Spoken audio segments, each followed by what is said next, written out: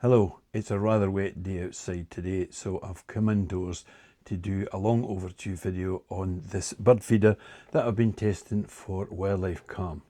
Now, this is called a FeatherSnap feeder, and you can see it there. It has the two chambers that you can fill up separately with different food sources, and that comes through these trays at the front. So it's very easy to fill. You've just got the two chambers at the back, it clicks shut, and that's it. And as I say, you've got the two extending perches at the front here, so the birds can land on there, or if you're fortunate enough to get a squirrel or something that comes to your feeder, it's given it a wee bit more room to sit on there. I'll just put these back in just now.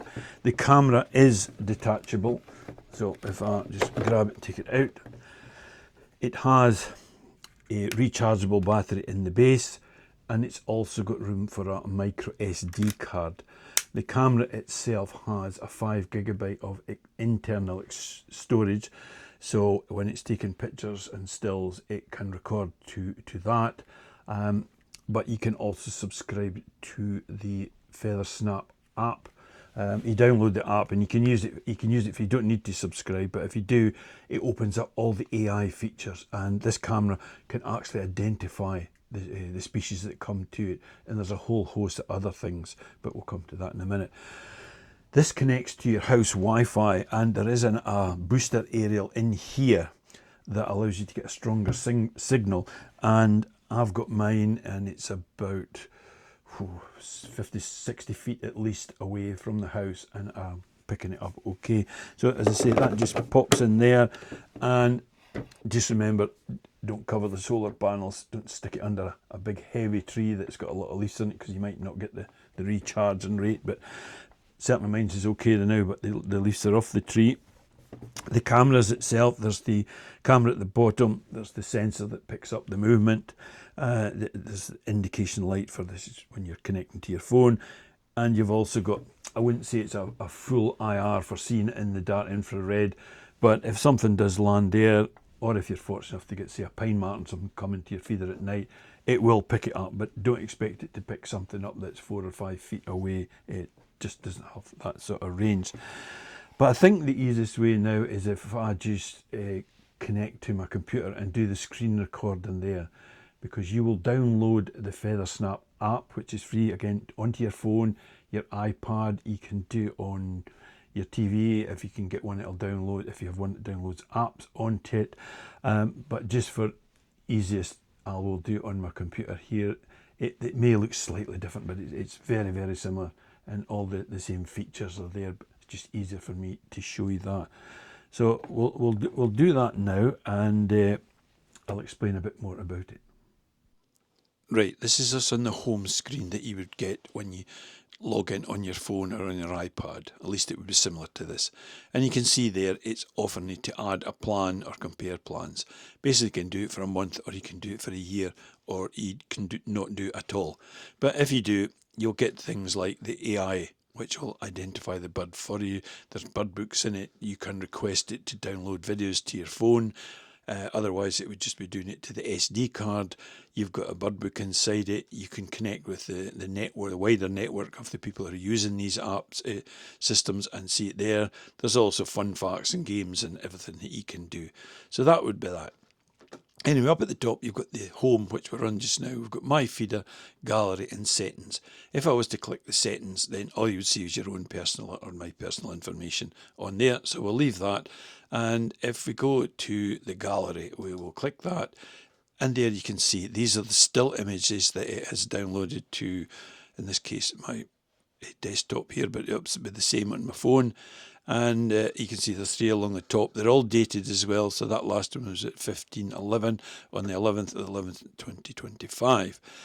You'll also see that there's 3 dots beside each one. That means that there's 3 images there. So if I click that arrow there, you can see that the sparrow has moved slightly. And then you've got the great tit there. And again, there's a number of them. Does it quite fast. So if I click that one there, the sparrow, you can see that there's the 3 images underneath. If I click the arrow there, it moves them across. So that's back to there. So again, that's just what you would see on that in the gallery. And again, it gets a bit addictive. And there's the goldfinches that have been coming in. And there's my hand up when I was obviously setting it up. But it is a very wet day out there, and it's not been as busy as it might have been. So anyway, if we go to my feeder now, and there you can see that we're on, there's a live feed there. It's the number of the machine. I'm on the basic plan, which is free. The battery is at 78%. I'm not sure much solar panels will be charging it up today. It says the Wi-Fi connection is weak. It was saying steady before, so I'm not sure whether it's got weather related now or what. But anyway, we've got that there. It gives you that basic information. The other thing I was going to say is that I didn't mention it earlier, but it comes with a bracket for fixing it up. Now you can either screw that bracket up to a tree, or you can put it up with a strap, and if I put a picture up you'll see it just now. So it's quite a substantial piece of kit, and it drops on it. There's spleens, as you can see, on that, so you don't need to have it straight out in front of you. If you think, at least on a wet day like today, I've turned it slightly away from the prevailing wind, so you can lift it and just drop it back down slightly further round. So it's really quite good that way. So anyway, if we click the live feed now, this should take me to the live feed. Because it's a weak signal, it might take it a wee bit longer to connect up today, but we will get the live feed. Obviously that's been the last one. It's there. It's the chaffing sitting at the side, but it will just click onto it, hopefully fairly quickly. We don't have to sit here for half an hour to wait. The live feed now, it says live broadcast. You can see the tree is moving. If I click up here, I can go to full screen. But again, it does have sound as well, so it picks up sound. You can turn the volume down if you wish. But there, nothing coming at the moment, so it does get a bit addictive though once things start moving. It's just such a wet day. The birds have been quite slow, but they're quite sheltered. It's got quite an overhang on the front of the bird feeder itself, so it's okay. Yeah, and you can see the trees blowing about in the wind. But anyway, if I'll see if I can maybe record another bit of live footage and stick it up overlay onto the top of it. But then if I just click back to the gallery, so hopefully that was a bit easier for you to understand looking at that. Well, I hope that explained it in a bit more detail as to what you can get if you use the apps to its full advantage. As I say, whether it's on your phone, your tablet, or on a smart TV. But who's it for? Well, almost anybody. It would make a great Christmas present with Christmas not that far away. Perhaps maybe if you an old folks home, certainly if I was in one, I would love to be able to sit and watch this all day certainly on a big TV screen.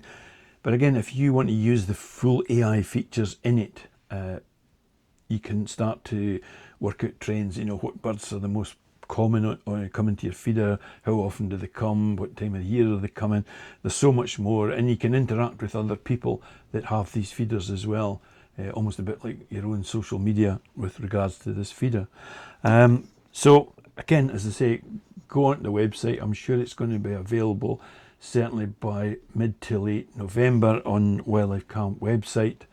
I'm sure I'm maybe get this wrong, but it's retailing at under £200, and for what you get for your money, and that's without subscribing, obviously. It really is quite an addictive thing, especially for your wildlife. So just as I finish, what I will do is I will put it back outside in the rain, and I'll try and get some recordings of the birds coming to the feeder, and just finish off with a few of the birds that are coming to the feeder in the garden. So until the next time, thanks for watching.